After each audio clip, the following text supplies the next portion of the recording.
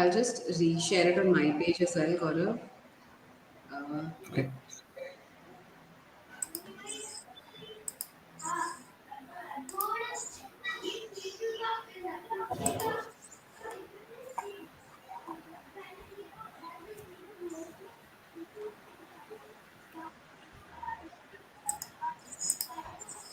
Sure, sure. Yeah. Okay, I guess we can. Gaurav, I can't see your picture. I can't Yeah. see it. Okay. Here I Okay. am. So yes, we are live. I'll just do an introduction. So hi everyone, welcome to the Finance Story Career Insight series, where we bring you people from the industry to share market trends, insights, learnings, and of course their journey. So in this attention economy that we are in, it is very important to have a personal brand. And if you are a professional, it's very important to have a presence on LinkedIn. So there are no two ways about it. So if you are someone who's keen on having a social presence, who's keen on tapping opportunities the gig economy has to offer, you have to learn, to put a spotlight on you through content. But the big question is, how do I start on LinkedIn? And what kind of content do I post and share? So how do I plan my content? How can I get followers? What strategy do I follow? So to understand this and a lot more, we have with us Gaurav Sharma, who's an FP&A professional who has built his LinkedIn presence from scratch, okay, and has cracked the code of engagement, not just growing his followers, but of actually engaging with his followers and building meaningful connections. So, Gaurav, thank you so much for joining in and thanks a lot for the time. Thanks so much, Chantal. The pleasure is all mine. And thank you everyone for joining in. So today we'll just follow this format wherein you can ask whatever questions you want, and I will take it as quickly as possible because I'm sure your questions and my questions are almost going to be similar or even better. So please throw in and ask your questions. I also asked Gaurav, for his LinkedIn profile to show the kind of engagement he has. If you can just see in the last 365 days, he's got 6.6 million views and some great engagement. So Gaurav, thanks for sharing this. But this is very encouraging for everybody who wants to start. Okay, guys. So Gaurav, let's start with the first question. Tell us a little bit about yourself and how did you start an FP&A? Give us a little bit of a background. Sure, sure. So, Chantal, I possess, I have an overall experience of 17 plus years working with various domains of finance, accounts payable, accounts receivable, but mostly my experience is in FP&A profile. And I worked with companies like Genpact, Bharti Airtel, Infosys BPM, Intercontinental Hotels Group, Innova Solutions, which was earlier ACS Solutions, and I'm currently working as an associate director FP&A in this company called Pyramid Consulting. So yeah, I mean, I've been doing this from last, I don't know, I guess on LinkedIn I'm specifically doing it from last 3 plus years, but otherwise I always have this nag of creating something, writing something. I started as an immature writer on Facebook, then moved on to Quora, and then left it for a while. And then when I saw LinkedIn, I just hashed onto it, and yeah, here I am right in front of you now. That's amazing. So, you mentioned since the last 3 years you've been on LinkedIn, but have you been okay? So, can you take us through your LinkedIn journey? From having a few followers and maybe casually just using it like most of us do. We just download it, we use it for jobs, for a lot of different Absolutely. factors. So, what was your LinkedIn journey when you started out, and how did you get to 40,000 followers with some great engagement? When did this realization happen कि यार LinkedIn को properly use करना है? Like, how did that happen? Uh, well, before how I'd answer why. So why did I even join LinkedIn? So in my introduction, the part that I missed was I stay here in Faridabad, and I stay with my wife, and I have two daughters. So you can imagine, right? Sharing accommodation with three women. I rarely get a chance to speak at home. Now I needed some medium to express myself. So jokes aside, like I said, I've been creating content. I have a nag of writing things. Back in 2020, I lost my job because of the COVID and everything, and I was with ING at that time. IG being the hospitality sector, it was tough. So I lost my job, and then I applied few tricks and tips that helped me get the job almost instantly. I didn't have a had an employment gap. My last working day was 31st of August, and I had an offer letter with me on 22nd of August. So after I got the job, it was my wife who told me that now that you've got the job, you should at least share your experience, at least your learnings, on how have you, what tips and tricks you've applied, what was your strategy for job hunting, because there may be thousands of job seekers out there who may need your help. And I thought, what's the better approach than social media? And we've all seen LinkedIn has changed drastically from prior to 2020 and then after 2020. So then since LinkedIn has helped me get the job, and I was already posting, I thought of continuing that with the LinkedIn. And yeah, that's how the journey started. And to be honest, I was kind of tired with the other platform. I thought they have not they've now been they were now ruined for me because of the variety of content and everything. LinkedIn was new. It had the platform that I can use for my purpose, for humor and for job hunting strategy. So it started as a content for job hunting, career guidance thing. And then then I learned with time on what are the content that people like to see, and then I developed that accordingly. Okay, so so when you started out, Gaurav, okay, what were the followers you had? Like, were you writing posts earlier prior to 2020, or it was nothing? No, no. LinkedIn we all use only for announcing that I am in need of a job or I have got the job. So prior to 2020, this was what LinkedIn was limited to.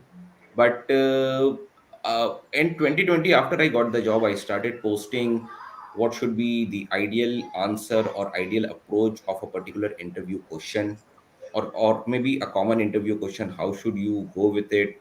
What should be the sample answer? What changes should you make in your CV? All those nitty gritties about job hunting.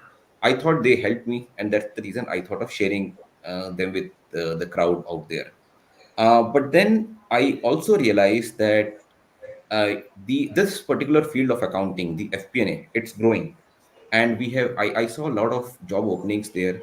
I saw a lot of aspiring FP&A professionals out there, and that's where I thought of also including my FP&A knowledge to it. uh, I kept on posting. Some of my posts got very few views initially, but for me at that point of time, it was more for sharing. I was not really looking for many impressions, views, or followers at that time. But then I remember I started with around 14 followers, and I gradually built onto it. It took me like 3 months to reach to 500 followers. But then what LinkedIn does is, once you've reached 500 followers, it gives you that content creator tag, that now you are a content creator. You can ask people to follow you instead of connecting with you, and it gives you some other tools as well as that a content creator should have. So that kind of motivated me, that kind of encouraged me, that now I'm officially a content creator, at least in LinkedIn terms. So through that, I started creating few more content. And social media, we all know it's kind of a weird place. So you keep on posting hundreds of posts, and it may not gather the kind of impression that you like, but one day you post something and overnight it goes viral. So in the screenshots that you were showing, just at the bottom there was my post. It shows me that this has been your most successful post. So this one here are some of the most common FP&A interview questions. So this was my, till date, it was one of the most successful posts. I've heard people have contacted me. They said, we've taken the screenshot of this post of yours and shared it in our WhatsApp group. And I've had people reached out to me. They really liked it, and it gave me like 1,800 followers in a particular day. So that kind of encouraged me, and I then realized that this is what people want to see. So I should then curate all my posts as per their needs. And then I moved to more of an FP&A driven content. I would break down the FP&A terminologies, the concepts in simpler language that I can understand. I can explain it to anyone. And that really, I think that not only helped me, it was appreciated by everyone. So that kind of became my niche at the LinkedIn. Amazing. You know, Gaurav, you were mentioning about content creator. LinkedIn gives you a content creator tag, like, and you can ask people to follow you, right? So how does that happen? Like, where do we find that on LinkedIn? Like, I don't know it myself, to be honest. Okay. Right. So this would happen once you move from, see, once you have only, you'll be able to notice the change only when you have under 500 followers or under 500 connections. You don't have followers if your number is under 500. If you, the moment you move from 499 to 500, that's where LinkedIn gives you that content creator tag. So that's where, just right beside your name, instead of the connect option, it starts showing the follow option. So whoever visits your Okay. profile, they can follow you Okay. at just one click, and they don't have to really connect with you. So that is Okay. one thing. Plus it also gives you all these tools where you can see your content views and impressions and audiences and everything. Okay, yeah, that I know. Okay, cool. So you there is a follow Yeah. tag where people can follow you. But now, how do you encourage people to follow you? Like, say, you know, you're at 500 followers. Okay, now you have the follow back tag there. Okay, people can follow you. So how do you go and tell people, hey, follow me? Is there a way to tell people, or just writing content consistently is the only way? Like, is there something to it? Yeah. So that's where it gets subjective, Chantal. So many people, they believe in reaching out to people and asking them to follow oneself. I was watching this write up or interview of Bhuvan Bam, who, if you're aware, he's a very famous Indian YouTube creator, and or maybe I was reading about him, and it said that Bhuvan Bam in his video, he never asked anyone to like, comment, subscribe, follow. He just keeps on making good content, and people keep on following him. I kind of, adopted that approach. I just ensured that I create good content. I post it in proper time. So your content needs to be in posted in proper time. And I learned that the hard way when I realized that I've posted something really beautiful and I wanted people to see it, but that was ignored. And then I realized because probably that was posted at the wrong time, to the timing. And then I also realized the way I'm creating the content, it should be different yet engaging. So for example, if I ask you, why do you want to join this company, which is one of the most common interview question, what people may do is they may just copy something from the internet and post it that this should be the answer, and everything. Now if I wanted to see something from the internet, why would I go to LinkedIn, and specifically why would I go to your profile? I try to make it engaging. If you look at my answer, I try to make it engaging. I try to make it connect with some or the other thing, and then answer that question deeply. What is the interviewer's perspective? What does he want to say? And what should be your sample response? So I also, try to give a practical approach, not just a blatant gyan. Also, what should be your answer, the specific lines, so that you can use that as a reference. So that my strategy was give them a more practical approach, make it little different from what they've been seeing over internet, over other creators profile, and post it in a timely manner. But before all of these, before you start doing all of these, one thing that you should never forget is, if you really want to be a good content creator and if you really want people to follow, the first thing you should do is engage with other people's content. That is something that largely people don't know and they don't follow. And then or even if they follow, they don't follow it rigorously.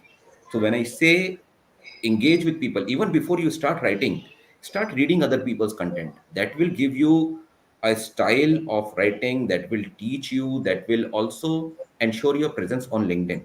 So not only read them, read other people's content, engage with it, give give your thoughts in a proper structured and engaging manner, so that if you see, some of my comments are have got more engagement than the post itself, because I've tried to make it more engaging.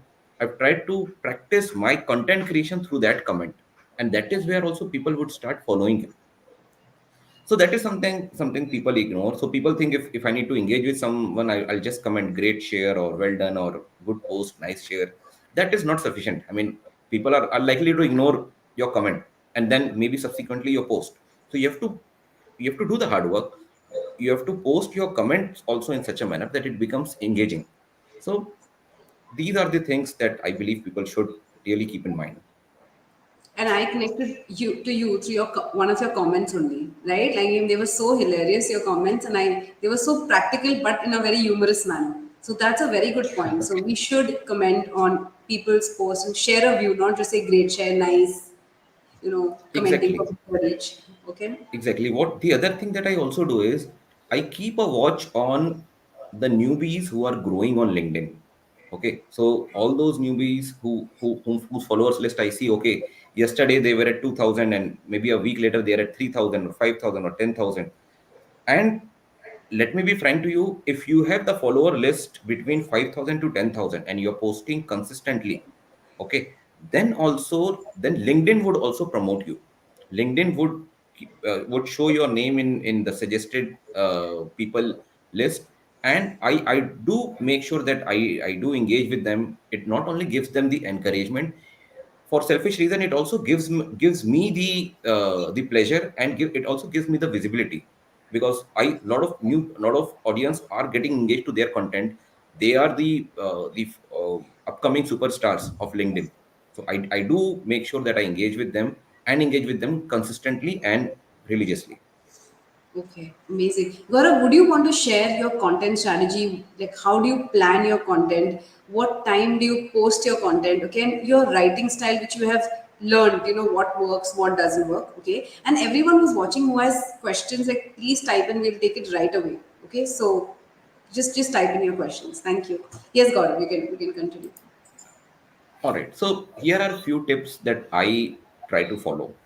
Number one, like I said, I've been a ferocious reader all this while. So even before LinkedIn, I was actively present in Quora, and while I was writing on Quora, more than writing, I was actively reading to what people are writing, and from there I picked up the styles. So every individual has their own style of writing, and when you study different style, you sort of identify your own style of writing or creating content. That was one. So I read a lot. I engaged a lot with other people's profile and identified what is my style of writing. Number one. Number two is I try to make my content crisp and short, whether or not it is a long story or whatever it is. I know that the modern world of social media, YouTube short may get more popular than your long podcast. Okay, your podcast does hold its own importance, and you have a niche audience for that. But largely, it's the short content that that helps you. So don't unnecessarily drag your content. Be a good editor on the table. Once you've written something or once you've drafted something, try to cut it short. Try to make it short and crisp. Third is I normally try to add a touch of humor. So even if you don't find me funny, you may not laugh, but at least it will make you smile. And I've got those compliments in my content. So it will at least make you smile along with teaching you something. So add a bit of humor, make it short, identify your own style of writing. And if you have still not posted anything or you are hesitant, my earnest suggestion to you would be, today you post something and then you go to sleep. So don't hold it up for a perfect day or for a perfect moment. You start posting something because you will evolve with time. So have I. If I see my content 3 years ago versus now, I see that they have been evolved. So start posting. With time you'll evolve, you learn your style of writing, and then you'll also learn what people are engaging with. So I post a lot of content. I post FP&A, I post life experiences, I post career guidance, but I know what people are engaging more with, what people are more looking for. So that's where I kind of mix it up, but I know what my specialty is. That brings me to my fourth point: create your niche. So people should identify you. If I am looking at Chantel's profile, okay, she is famous for this and this thing. It may be IT related, it may be career guidance, it can be just humorous content. But you should develop your niche, your style. The last thing is timing. So, for example, say there's an India Pakistan match going on. Okay, if I post even something beautiful, there are chances that not a lot of people would engage on it. Okay, while there may still be engagement, obviously not a lot of people are glued to the TV or some other channel where they're watching match, where they may not have the time for your content. So timing is important, and then with experience you'll also identify that this is the time where people engage most. Okay, everybody has their own theory about what is the right time, but then you will the when you'll start posting regularly, you'll identify that okay, this is the time for me where I should post my content. So yeah, so I think once you do that, with time, let me assure you, engagement would come. So you don't really have to reach out to people. I see a lot of people, they reach out to their friends and family, please like my content, please engage with it. It is okay to do that. There's nothing wrong in it. But honestly, it won't give you the kind of impressions or views that you're targeting. Okay. It will only come from the neutral audience which is out there waiting for a good content. So the moment you develop it, people would flock to your profile. Amazing. We'll take this question from Swati, but I do have a few add-ons. Swati says, is there a particular time which is good to post, and how much time do you usually spend daily to engage in other people's content? That's a great question. Yeah, yeah. So, Swati, I'll answer your first question first. Again, a good and ideal time to post content is everyone has their own theory. For me, Saturday morning is what I prefer, because I don't know, for some reason Sundays I don't get a lot of views. Maybe it maybe because I posted something already on Saturday. So Saturday morning, and then normally what I post is, again, Saturday morning is also kind of tricky, because what I would do is I earlier I would post at early morning. So say 10 a.m. Okay, somewhere around 10 a.m.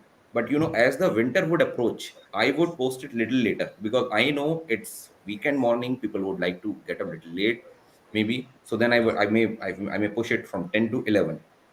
Second is uh, after office hours.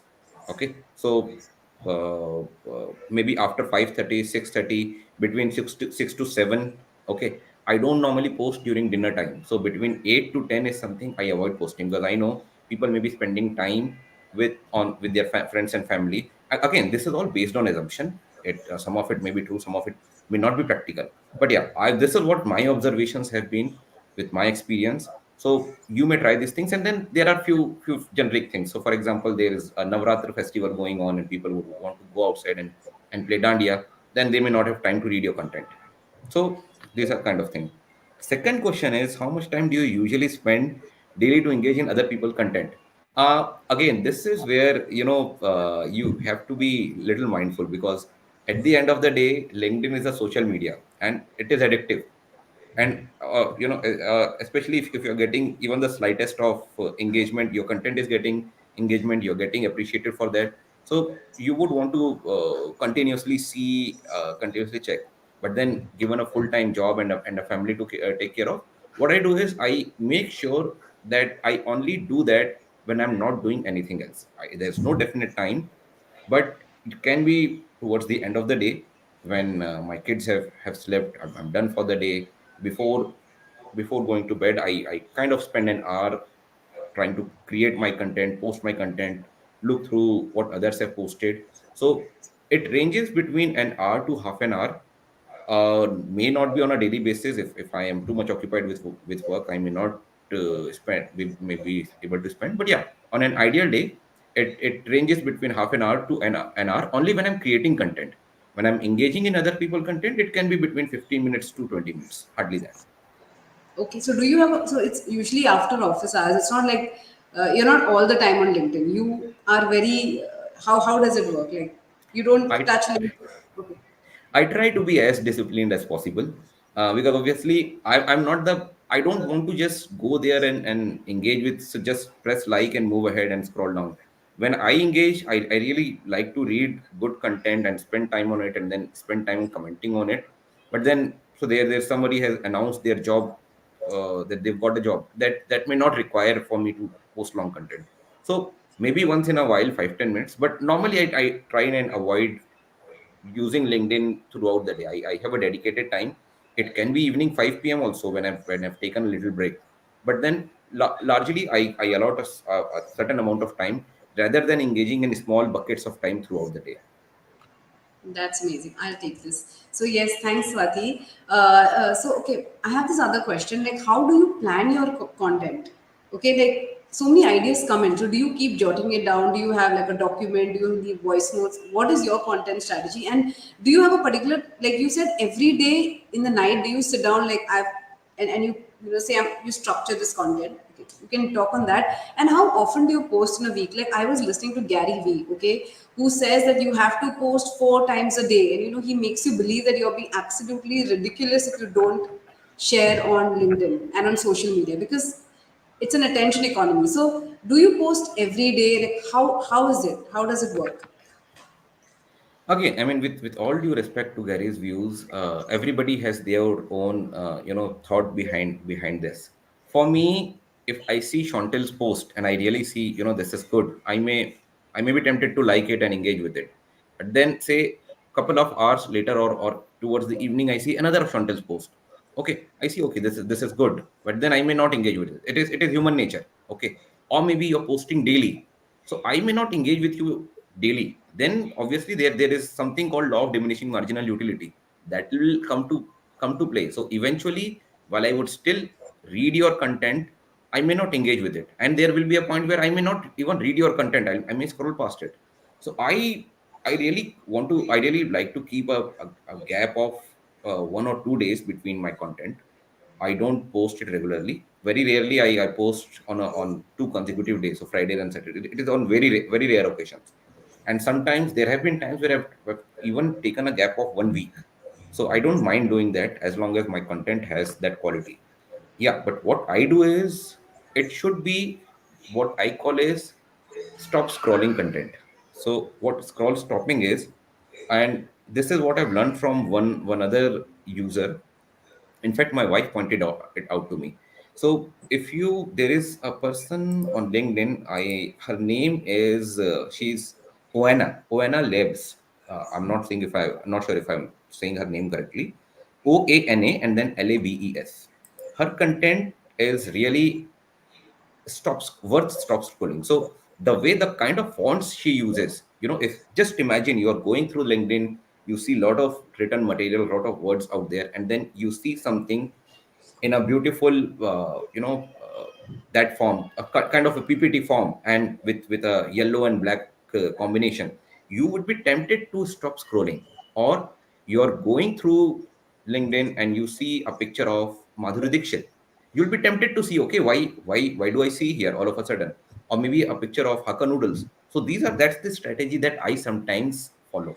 When I say that, when I see that it has been a while, and people may not be finding the content that's that engaging, or may not be able seeing that content.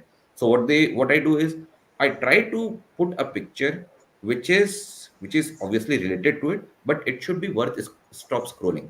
So people should stop scrolling and see your content. It may even be a question. Okay, so for example, why your CV should not have your address. Okay, or you should never put these words on your CV. Anything that is worth engaging, that should be your thing. But obviously I don't support the practice of posting daily. It will eventually wear you out, and then you may find it as a job, and then you may not enjoy doing it at all. True that. Okay, that's a good perspective. And would you want to talk about how do you plan your content, and if you could just give us a practical steps of how you plan content and what goes into it, or there's nothing, no No, strategy there. no, sure. See, uh, a writer, while I'm not technically a writer, but I'd like to put myself in that bracket. A writer sees the world differently. He sees everything from his angle.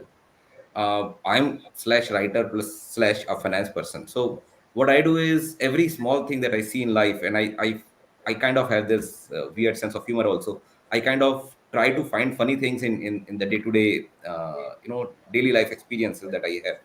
So anything that I see and I'm able to relate to it. For example, I was no, I was buying vegetables, and then I just thought, what should be the inventory strategy of this vegetable buyer? So if he has bought tomatoes, obviously, he'll he must have done some calculation that by the end of the day, this is the stock I'll sell, this is the stock I'll have, and all those things. And then I was able to link it with some, inventory valuation kind of technique. So then I was able to create a post around it. What I do is, I go to the notepad section of phone. I just write whatever I can think of at that time. I don't mind stopping for a few seconds and writing it down, so that I don't lose out that content. So that's how I have like many drafts in my phone, sometimes in my Gmail drafts. So I'm never short of content. I'm never short of ideas, because I do get a lot of ideas, and I just put it out there. And then when at the end of the day I'm there to create content, then I try to create a post around it. Maybe put it in the form of a PPT, or just a write up, depending on how it would look. I say I was watching Mirzapur, and then I saw Munna Bhaiya, and then I thought maybe I can link the revenue streams with this thing. So that's how I do it. And plus, obviously, I have life experiences. Anything that anything stupid that I do, I don't mind posting about it. So yeah, that's how I do it. But yeah, I make sure that I have the drafted version of it. And if at all I feel like I don't have anything, I don't mind stopping even for a week, even. And tomorrow, if I had to stop for 2 weeks, I don't mind doing that also, because at the end of the day, you are doing it for your own sake. Okay, okay. We have this next question from Khushru, who says, "Any plans in the future to start your own YouTube channel or hosting a podcast? Being a full-time content creator." I don't think you're a full-time content creator at all, but yeah. Yeah, again, thanks to Swati, and thanks to, so that's again a good question. So I started my YouTube channel. Okay, the only issue is, since I work alone, right now, at least for now, I don't have a team. So I that my channel is not as active as I want it to be. I've only been posting the short contents there. And maybe I was a guest at one of the podcast. I post shorts there. So yeah, I have my own YouTube channel. It's very small at the moment. I'm close to 98 subscriber, but yeah, I do post once in a while.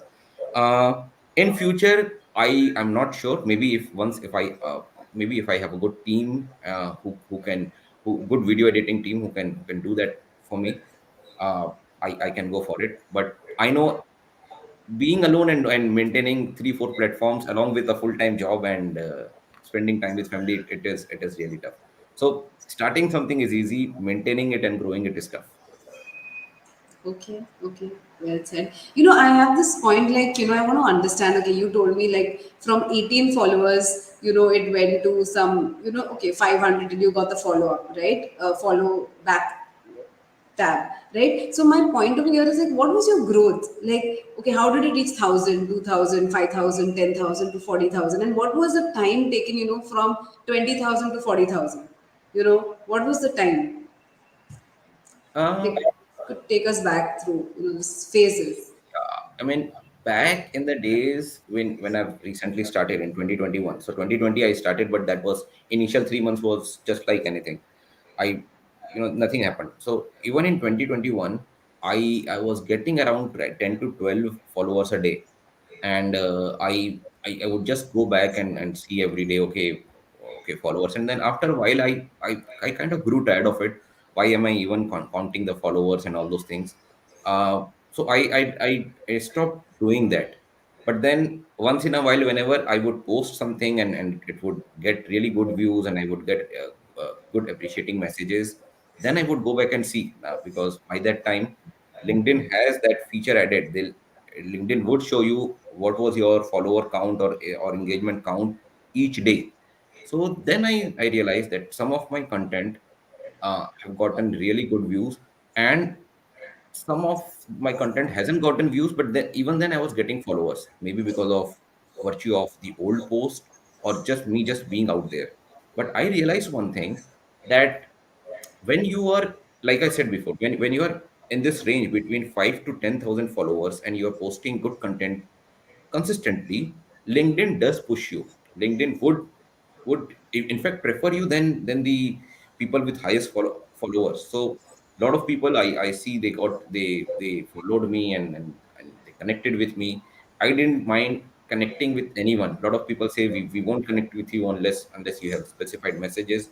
I don't I try to make sure I connect with each and every individual, because a lot of people they don't have this feature of messaging you when you are not connected with them. Okay, if I'm just following you, then I may not be able to message Chantel.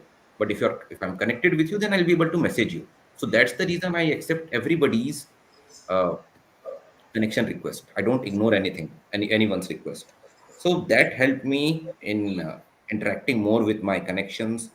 I also, a lot of people came to me asking for jobs. So what I did was, whatever opportunity I had at that time, I shared the link with them. Some people came me asking for some explanation on some of the content, okay, some of the concepts. So I told them that I'll create a post around it and then I'll tag you, and then I did that. So when you do that, then also you get a lot of engagement, because people see that this guy has been helping, and I had the proof because I tagged that person who has asked the question. So that also helped me. So when you actually engage with people, and you act, when I say actually means you really engage with the intention of helping them or making friends with them, it really helps. You may not be able to at the start. It is really easy because you don't get a lot of requests. You get only few and it is easier to respond. Nowadays it is tough for me because I get like hundreds of messages in a day and I may not be able to respond to everyone. But yeah, the more you engage and the more you identify with what people are liking. Okay, and then I, from general write up, I saw people posting in the form of carousel, where you can just slide and see, and it looks beautiful. So I contacted one of my LinkedIn contacted and asked him, how do you do that? He explained me, and then I started, because obviously that was more engaging. When you see something beautiful out there on your wall, you're tempted to read through it. So I started doing that thing also. uh, Once I think I had around 12,000 followers. I did a workshop, which is where I invited people to ask me any questions related to their career, related to finance, FP&A, and somewhere that also helped me, because I saw a lot of my connection who maybe they did not wanted to attend, but they helped me spread the message because they knew it would be helpful for their friends and everything. So yeah, a lot of bigger and small strategies. Wow. So, and if I may ask, starting 2023, what were the number of followers? I mean, was it above 20, 25K? And the growth rate? No, no. So starting of 2023, it was I completed my 10,000 followers somewhere around September end 2022. So in next 3 4 months I must have gotten like 12,000 odd followers. So starting off for 2023, I had maybe little more than that, 12 13,000 followers that I had.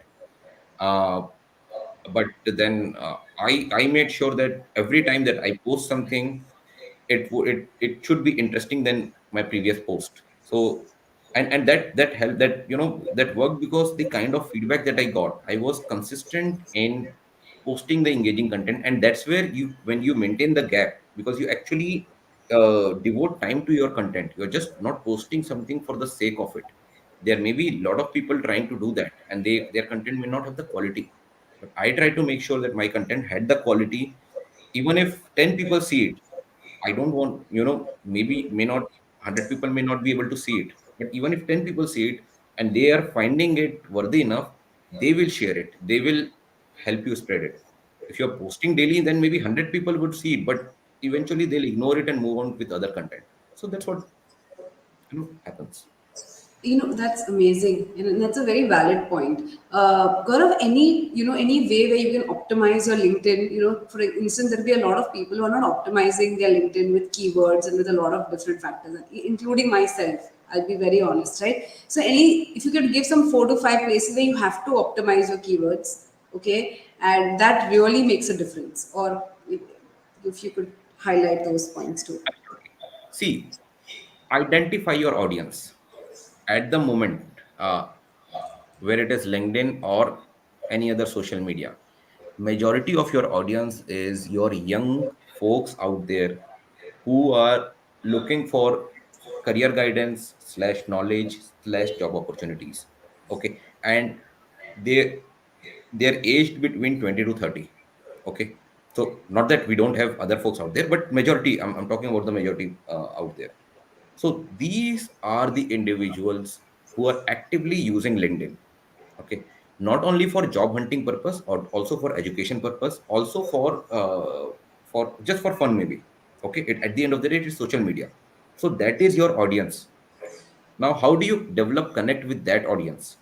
Obviously, humor goes a long way, because they are Gen Zs. They like to, they have their own sense of humor, and they it's really easy to connect with people when you have a good sense of humor. Plus, don't sort of underestimate them. Don't I mean, don't unnecessarily preach them with your superior, with the position of superiority, assuming that they would respect you and they would follow, and everything. So my style of content creation is, it is always, it is as if you can explain it to even a 5-year old.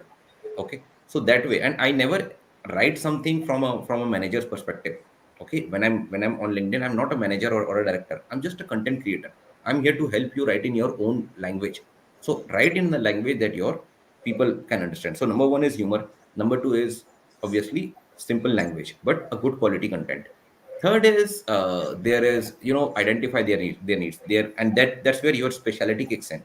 So for example, if you're focusing on chartered accountancy, okay, I'll give you one more example of this thing.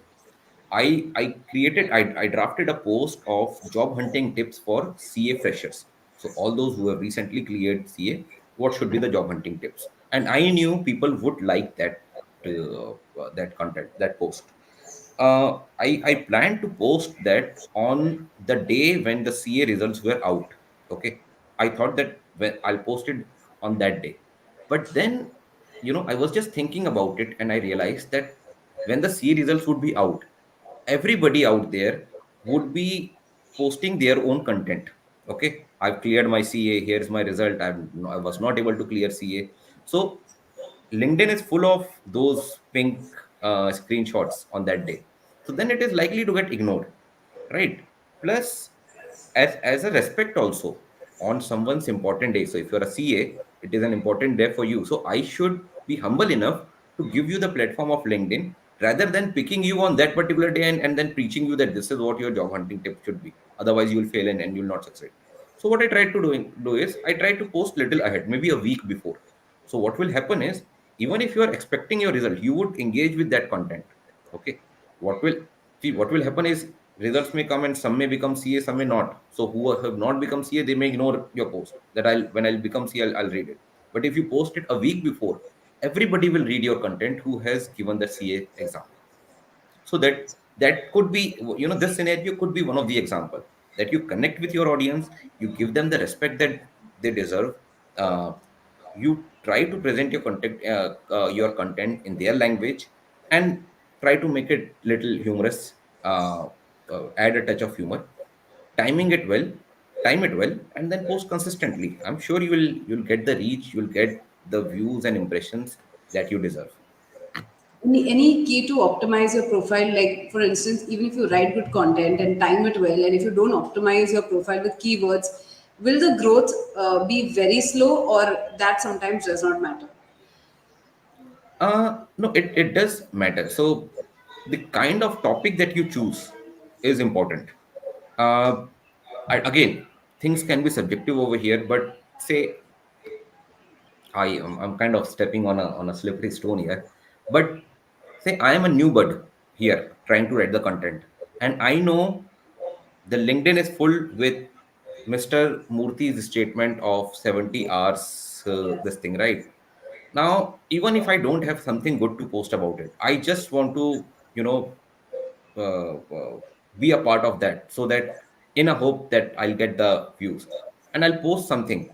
So eventually it will get lost, because at after one point of time, people may be tired of seeing the same post again and again, or they may not prioritize it. prioritize you because you are a new bird. Even if I want to see something, I'll see one who's a specialist who's got a lot of followers. Their content would be appearing at the top. So if I'm trying to post something, just I'm trying to follow a crowd for the purpose of getting more views, it may not help. What would help is maybe wait for that wave to slow down and then post your content. Okay. So until unless I have an entirely different take, I'll not post on this subject just for the sake of posting it. Your content should not be driven by what is there in the algorithm. In fact, your content should drive the algorithm. I've seen this from people. So FP&A was not a kind of niche topic out there. I've Yep. seen few Yep. folks, they have helped FP&A being a really niche topic out there, and nowadays everybody wants to want to read it, wants to understand it. So Yep. that's what helps. When you create a good quality content, you are the one driving the algorithm. You are not being driven by the algorithm. So Okay. you should have trust in what you're creating, and then the keywords would follow. It again goes back to understanding your audience. Whatever topic you're choosing, it should be, keep in mind those folks who are between 20 and 30s and are here for learning something or job hunting or career guidance maybe. Okay, okay, cool. So, also, how do you engage with your audience, and foster connections? I mean to say, you get a lot of comments, not just likes. Like sometimes you get a lot of likes, but not many comments. Like, what is the way is it the content writing style only, or you also later on share the content with people in your circle, and what? How does this work? No, until unless it's a sponsored post, I don't share my content with my known ones. I just post it out there. So normally 99% of my content I don't share it with my near and dear ones. But yeah, this is where your haters come into play. How I'll tell you. So you posted something and somebody does not agree with you. So he or she may post something against it and then you engage with it. I remember I posted an article about uh, menstruation awareness, and there was this gentleman who was strictly against this thing, leaves and everything, menstruation leaves and everything, and he engaged with me, and I subsequently I had to reply him back, and then he replied me back, and that is where people like these, I really have a lot of respect for that guy, even though he had a different of opinion. He did presented his view. So sometimes the haters help you spread your message. They don't understand the value of ignoring something. So if I don't like something, I may ignore it and move on. But that's not the case nowadays, right? You have to voice your opinion. That's Correct. how internet works. Okay. So some once in a while it's okay to post something that you think may be controversial, but you strongly believe in. Okay. I see a lot of new bird, what they do is they don't post something just because they think, no, I don't think I should post my views around it because people may not like it, or people may abuse me, they may get aggressive. Post it. No, I'm not saying that won't happen. It will happen, but this will be the price you pay for getting the reach at least. And then somebody would come and support you. Somebody may be against you, somebody may be maybe for you, but at least your purpose is solved. Okay. Your views you're getting, plus whoever is engaging with you. Okay. What I do is whoever is posting, whoever is supporting my content, and if he or she is a strong he is a is a consistent content creator, I also go and engage with that person's content. Okay. So it's kind of a payback. It looks kind of a cliche, but there's no harm in doing that. If you like and engage with my content and I'm giving it back, I'm doing the same, I don't see anything wrong with it. Plus, Wow. I don't mind sharing my phone number. It's there in my profile. Whoever wants to WhatsApp me. Nowadays, it is tough because I get a lot of messages. But yeah, earlier, if somebody wants to email me, message me, their queries, their comment, I was always open to connect. And then I say to everyone that I may not reply you instantly, given my other commitment. But trust me, if your message is on my WhatsApp inbox, I will reply to you. So I make sure that I give everyone the respect they deserve. I see a lot of people, a lot of recruiters, hiring managers, they don't reply. Even if I don't have a job, I try to reply as much as possible. Like, there may be few here and there will be time. But yeah, that's how you engage with people. Only you do that only when you have true intention of helping people. Wow, that's amazing. And also, you have to not just keep your post like too sweet and where people will not know what to say. You have to keep your post where people will want to comment, and it should not disturb you if people say don't agree with you, because sometimes it can take away your day, right? Because there are, I mean, people are not abusive or something, but the banter that goes on. So does it worry you, or you are like it's okay? Everyone has it's good to have a healthy conversation, or you come to terms Uh, with. No, no, I'll be honest. If I'll be lying if I say no. I don't get worried by aggressive comments. Disagreement is fine. I get some disagreements at times, and a lot of people just say, and then if I like to engage with it, if it's in polite language, I do engage with it. But sometimes, and very few times, not even sometimes, very few times, some are abusive. It does disturb me. At the end of the day, I'm human being. But then again, I'll share an incident with you. I was watching Saif Ali Khan's interview, okay, long back, it is many years back. And somebody asked Saif Ali Khan, why are you not on Twitter? Why are you not on social media? So he said a very beautiful statement. He said, if you are on Twitter or Instagram and you are posting something, you are essentially exposing yourself or your views to the entire world. Okay. And the world has varied interest. Some may like, some may not. So at that time, I thought, if at all, at any point of time, I'm in social media, I'll keep this thing in mind that people may disagree with me. I have to learn, accept, and move on, even if it disturbs me. Because if there are one or two individuals who are aggressive and abusive, I have hundreds of folks out there who really support and appreciate my content. So that is that. And to one thing, you mentioned really beautiful point out there. Many individuals out there, they try to present a very perfect picture of themselves. If you see my post, I never do that. I, in fact, on the contrary, I always post about the mistakes that I've made as a leader, as an interviewer, as a human being. So when you present that side of yours, okay, that you can be vulnerable, you can be a human being, people tend to empathize with you a lot, rather than following the trend where everybody wants to say that I'm the most perfect leader out there, and out there. I don't do that. I always present my weakness through my post, and that has helped me connect with people actually. That has helped you connect, and okay, and that's not easy, right? It's not easy putting yourself outside, but if you decide to be a content creator, you have to break these barriers, because otherwise there's no point, right? There's no way. Yeah, absolutely. See, anyways, people will speak. Whatever you do, people would say some or the other thing. So you have to accept it because you are here to listen to them. Whatever they speak, some may, at the start they may say negative. Eventually, they'll turn out well. So it will actually help you. Okay, okay, cool. So I was going to ask you the next question, creating content regularly but not achieving success. But I guess you answered all of it in a In brief. previous questions, yeah. Yeah, previously, like you went in depth. Okay, now talking about the top management voice badge, like congratulations on that. Okay, Gaurav. But for how do you get this badge? Is it like plainly like LinkedIn surprises you the next day? Is it something like that? Or you apply for Mm, something, you apply for it? no, no. Honestly, I was looking to it because I saw many people get it, and I thought, I don't know why am I not getting it. Then again, this is all based on assumptions. Whatever you post should have a niche, a content driven. So if you post everything, if you make a khichdi out of your LinkedIn profile, then even LinkedIn would get confused. So below your profile, this section appears that this person, Gaurav or Chantel, talks about hiring, management, FP&A, finance. That line should be clear. What is it that you normally talk about? I'm not saying you cannot mix things up. I do that, but you should have your specialty also. So I think number one is that helps when you create your specialty, because then LinkedIn knows that this person is for this category.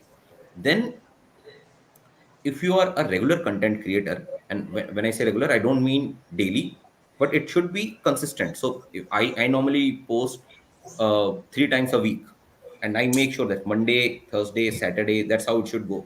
Okay, or it should be alternate days, but I post content almost consistently. It may not be daily. So if you have a specialization and you post content consistently, and you engage with other people's content, You may get LinkedIn, somebody from LinkedIn would message you that please engage on these topics. They will not say that engage on these topics and will give you top badge. That's not a promise, but that's an indication that LinkedIn wants to give you. So you'll get that message from LinkedIn, from someone in LinkedIn, that please put your contribution here on these articles. Again, what you put out there also matters. A lot of people just copy from the internet or press or post generic message. I did not do that. Okay. I in fact I shared my experience where I hired a girl with whom I had a language barrier. She was not well versed with English, so it was really challenging. I posted something. So try and post something engaging on that also, on that front also, because that also people would view it, and they, if they like it, they'll like your comment and they'll like your contribution. Once you do that, there is high chance that you'll get that badge. LinkedIn won't announce it. You have to keep checking your profile. It won't even give you a notification. But once you've got that message that please engage or please put your contribution, there this is an indication that you're likely to get that. And you get the message in your inbox, like it's messaged to you Yeah, on, okay, on your inbox. it's a Okay. LinkedIn message. Yeah, LinkedIn message. Okay, that's a great point. We have another question from Swati. She says, how do you handle so many people reaching out to you with very vague questions and ask for help for jobs and career? And Gaurav, people expect you to reply, and if you don't reply, people don't like it, right? don't like So, it. Yeah, and it's too many questions, especially if you live in a country like Swati is from Dubai, right? Everyone yeah. wants to be there. Everybody keeps they need help, but humanly it's not possible. So, how do you handle this? See, I totally relate with them, number one, because I remember when I lost my job back in 2020, even I was sending like 20 messages a day to recruiters, and I would hardly get a response from one or the other. So maybe just one. So out of 100, maybe just one recruiter would respond. So, and I mean, that time situation was different. This time it's slightly better. But again, yeah, we all get many requests. What I do is, again, towards the end of the day, I devote 5 minutes. I have a customized message for as a reply that right now I don't have a job, but yeah, this is my WhatsApp channel. Please join this WhatsApp channel. This is my Instagram.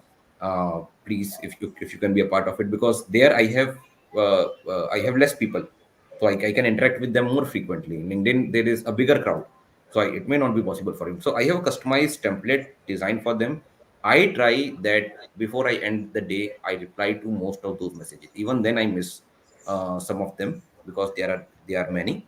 But then I try to reply as many as possible. And once they join my WhatsApp channel, again, it's a different thing. I post job vacancies there, so that also helps.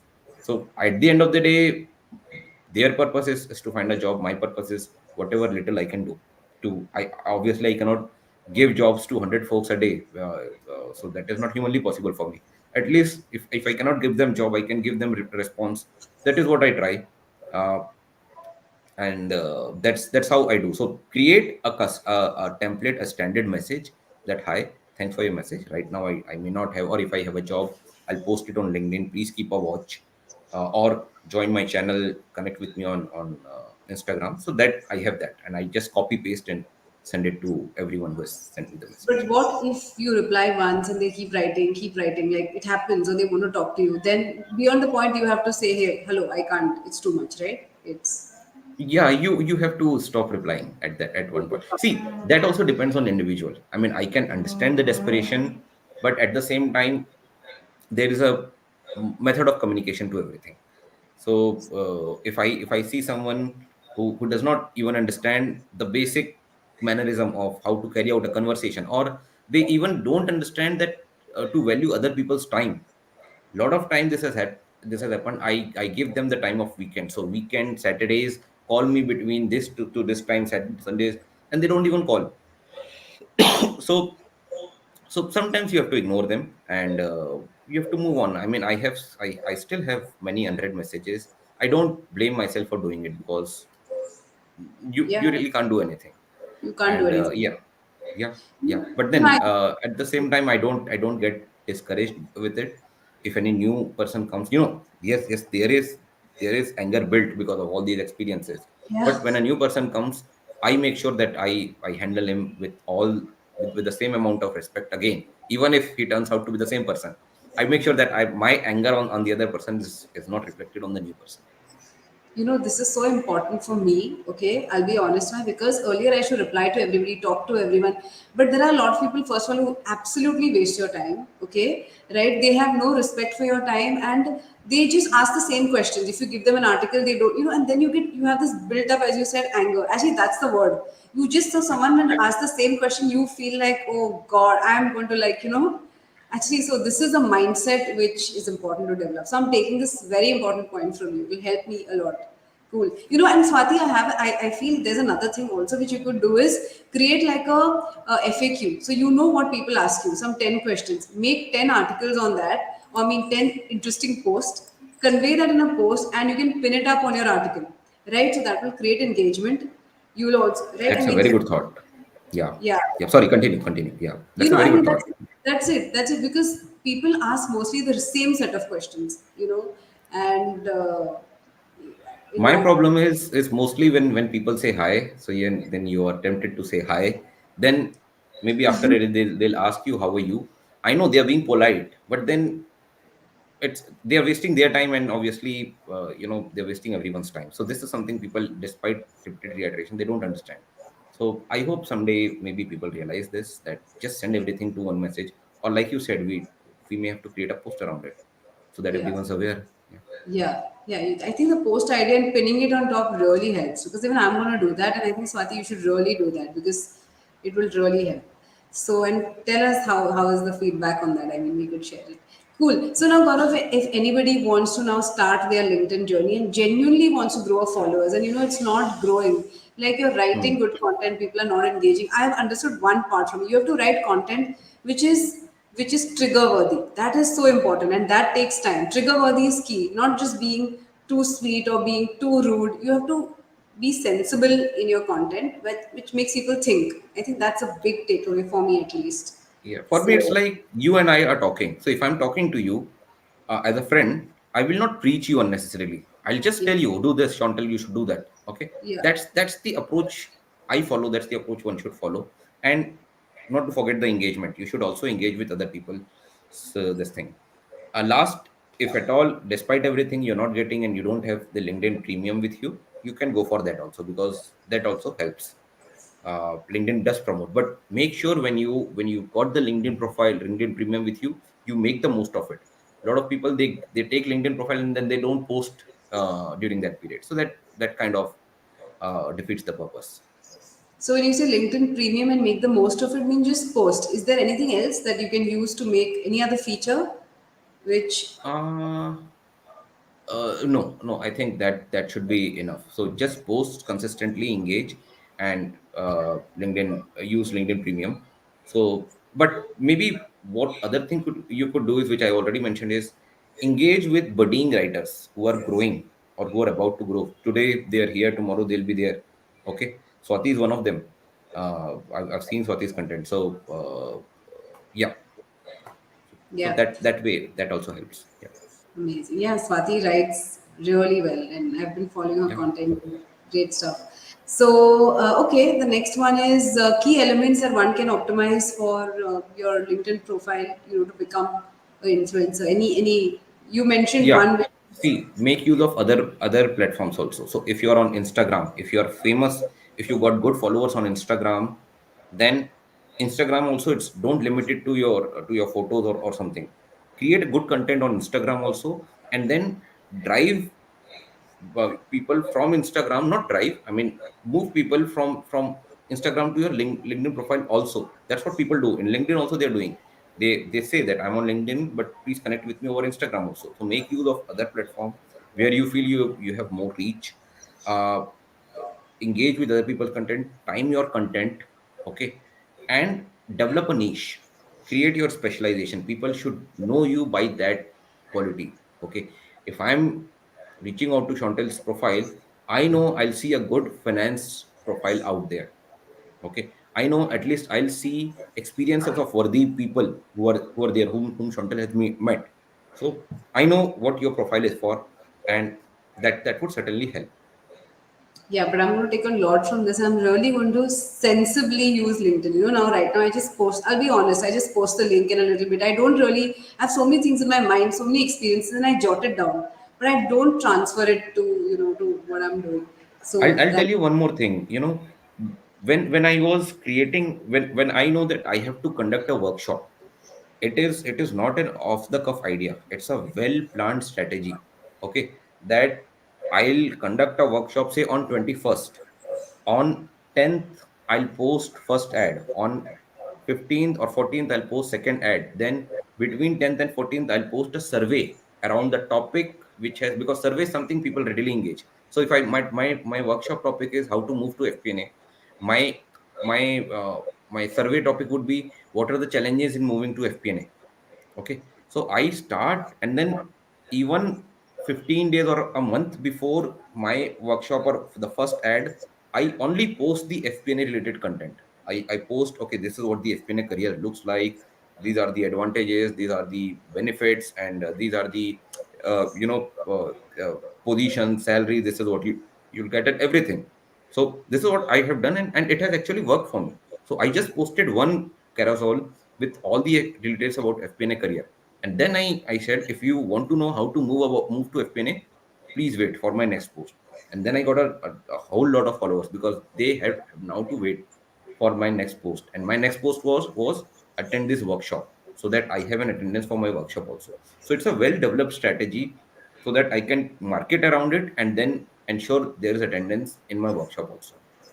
okay, okay, sounds good. And you know what next? Okay, so now you put in so much of efforts. I know right now you do also do workshops, right? So you're trying to see, because at the end of the day, when you're putting out so much of information outside on LinkedIn, it's like sometimes I feel people are actually working for platforms, right? They actually are thinking of content to work for the platform, and you don't make ad revenue like YouTube. Like there's nothing other than, okay, you become famous and you get some attention, and so what are the different ways what potential do you see which will motivate people, like, here I could leverage it. At the end of the day, it boils down to either getting a good fancier job or the gig economy. How can you make money improve, because people are making millions, Yeah, right?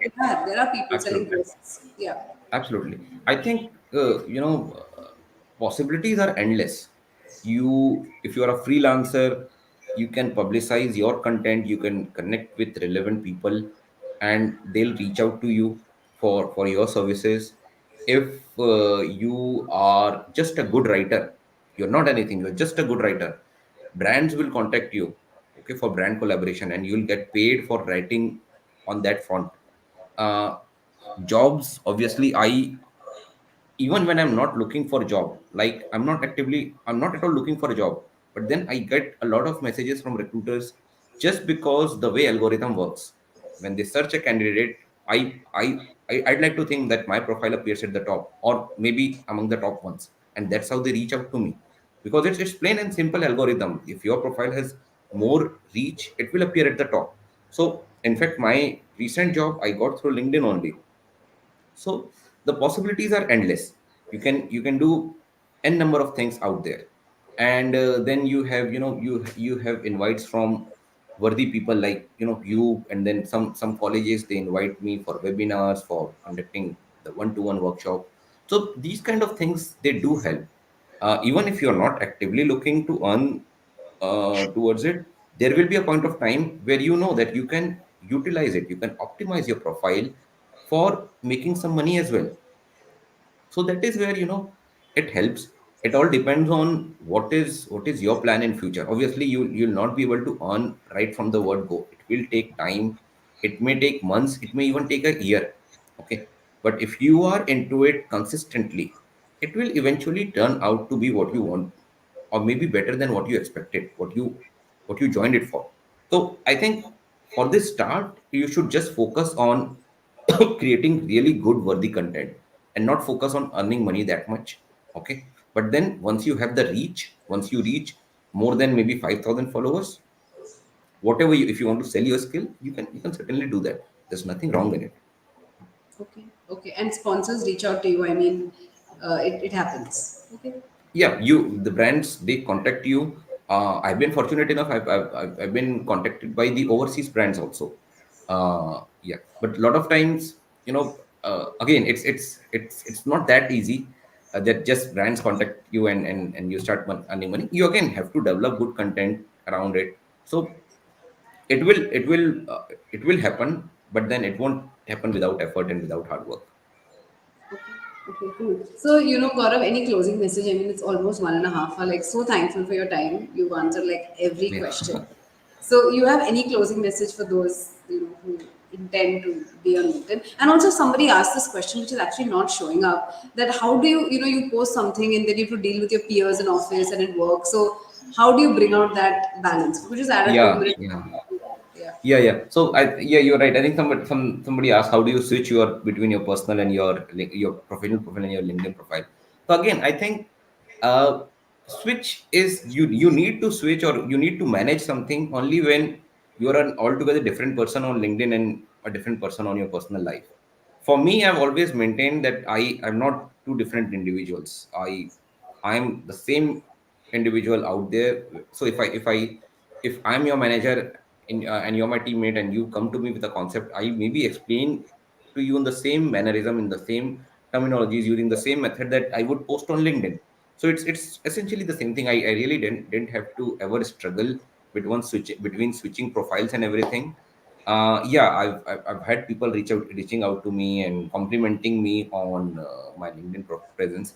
Some people they don't like also. Let's be honest. Some people they don't like that you are on LinkedIn profile. But then again, you have haters everywhere.